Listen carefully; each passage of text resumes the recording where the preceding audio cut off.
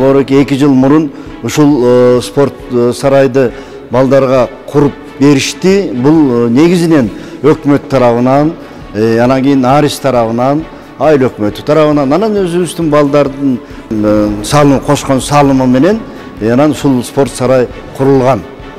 Мунун бүт баардыгы эмне? Мына биздин президентибиз Садыр Нуркожоевичтин биринчи кол койгон указынын аткарылып атышынын негизи болуп эсептелет.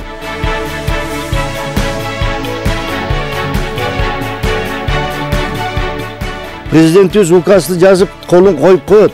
Аткаруучу биз, ар бирибиз өзүбүз.